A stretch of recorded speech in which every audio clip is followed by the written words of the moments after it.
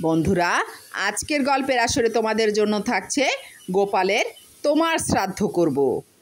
কোনো এক বিশেষ প্রয়োজনে গোপাল গ্রামের এক ভট্টাচার্য বামুনের কাছ থেকে কিছু টাকা ধার নিয়েছিল। যে সময় টাকা শোধ দেওয়ার কথা ছিল সে সময় দিতে পারেনি। বামুন প্রতিদিনই টাকার তাগাদা করতে লাগলো। ধৈর্যেরও একটা সীমা আছে। শেষে সে অত্যন্ত ক্রুদ্ধ হয়ে বলল, গোপাল, আজ আর তোমার কাছ থেকে টাকা না নিয়ে উঠছি না। রোজ রোজ আসা আমার পক্ষে সম্ভব নয়। আজ প্রতিজ্ঞা করেই বাড়ি থেকে বেরিয়েছি। আজ টাকা না পেলে তোমার শ্রাদ্ধ করব। গোপাল অনেক কাকুতি মিনতি করে বলল, আজ হচ্ছে না ভট্টাচার্য মশাই, আপনি কাল আসুন। আপনার টাকা অবশ্যই পাবেন, আপনাকে আর ঘুরতে হবে না। ভট্টাচার্য মশাই বললেন, আজ আর তোমার কথাই ভুলছি না গোপাল। টাকা না পেলে আজ তোমার শ্রাদ্ধ না করে আমি উঠছি না।